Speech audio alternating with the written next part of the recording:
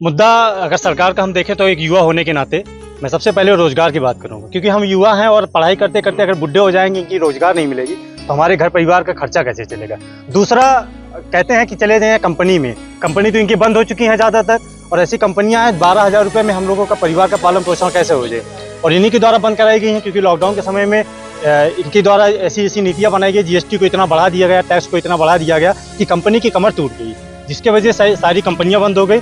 और हम युवा नौकरी करने कहाँ जाएं, क्योंकि महंगाई इतनी चरम पर है कि अगर हम 12,000 महीने कमाएंगे और हमारे घर का खर्चा अगर 18,000 होगा तो हमारे घर का परिवार का पालन पोषण कैसे होगा और माँ बाप का हम लोग खर्च कैसे उठाएंगे। साथ ही मैं पढ़ाई कर रहा हूँ, पढ़ाई के इसमें देख रहा हूँ तो फीस इतनी ज़्यादा महंगी कर दी गई है कि जो एक मिडिल क्लास फैमिली का बच्चा है, गरीब परिवार का बच्चा है, वो अपने पढ़ाई एक बेहतर पढ़ाई कैसे कर पाएगा। क्योंकि सरकार का एक मुद्दा होता है शिक्षा, स्वास्थ्य और रोजगार। तो रोजगार तो इन्होंने ख़त्म ही कर दिया है, तमाम वैकेंसियाँ निकाल रहे हैं और वैकेंसियों को इनके स्वयं के लोग ही आउट कर रहे हैं और उस वैकेंसियों को ख़त्म कर दी जा रही है। तमाम वैकेंसियाँ आप जानते होंगे, पुलिस की वैकेंसी इसी तरीके से रद्द कर दी गई है, नीट की परीक्षा हुई उसमें भी पेपर लीक हो गया। अब बताइए, इसके पहले पूरी सरकार में तो ऐसा कभी नहीं हुआ करता था।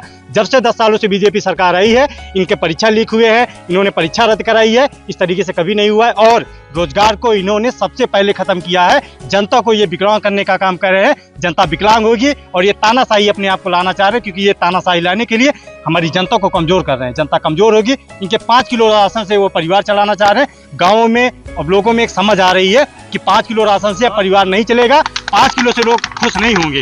क्योंकि अगर हमारे पास महीने में 5,000 10,000 कमाएंगे तो मैं अपना राशन स्वयं खरीद लिया करूंगा, इनके 5 किलो से मेरा परिवार नहीं चलेगा। हमें रोजगार चाहिए, हमारे आने वाली पीढ़ी को, हमारी वर्तमान पीढ़ी को एक बेहतर शिक्षा चाहिए, क्योंकि शिक्षा से ही हमारे समाज का, हमारे देश का एक विकास हो सकता है। क्योंकि हमारा भारत देश विकासशील में था, अब हमारा देश विकासशील देश से भी पीछे हो रहा है। मुझे शिक्षा चाहिए, 5 किलो राशन नहीं चाहिए। मेरा यही मुद्दा है। और मैं और हमारे एक साथी महेंद्र मौर्य जी के साथ भी अभद्रता हुई है, क्योंकि हमारे प्रतापगढ़ के माननीय सांसद के कुछ आदमियों के द्वारा उनके ही खुद के होटल में इनके साथ अभद्रता की गई है। और हम सभी युवाओं में, मौर्य समाज में बड़ा आक्रोश है।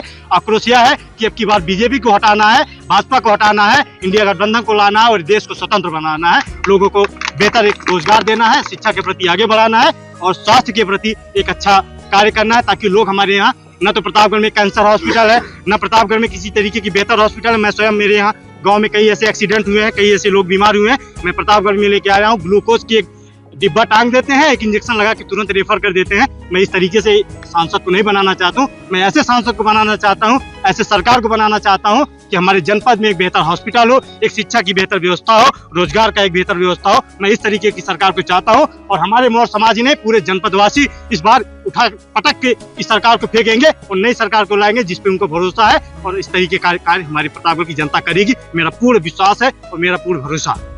आप नेता भी हैं क्या? नेता नहीं हूँ, मैं एक समाज सेवी हूँ। मैं एक एनजीओ चलाता हूँ और मैं पूरे जनपद में टहल टहल कर देखता हूँ, क्योंकि मैं भी शिक्षा के प्रति काम कर रहा हूँ। गरीब बच्चों में फ्री ऑफ कास्ट में शिक्षा देता हूँ। तो गरीब बच्चों में देखता हूँ कि परिवार का मजदूरी करने वाला बच्चा, मजदूरी करने वाले बच्चे के पिता जो दिन भर में 400 रुपये दिहाड़ी करते हैं, परिवार की अगर जोड़े तो वो डेली रोजगार नहीं पाते हैं, महीने में शायद 15 ही दिन रोजगार पाते होंगे। अगर जोड़े तो उनका महीने के 6,000 होता है। और बच्चा जो पढ़ने जाता है, उस ऐसी विद्यालयों की फीस लगभग 3,000 रुपया महीने है। बताइए उस व्यक्ति का परिवार कैसे चलेगा, बच्चे की फीस कैसे जमा होगी। और जो विद्यालय हैं, उस विद्यालयों की फीस आप देखेंगे और वहाँ के विद्यालयों में ही कापी किताब कपड़ा देते हैं।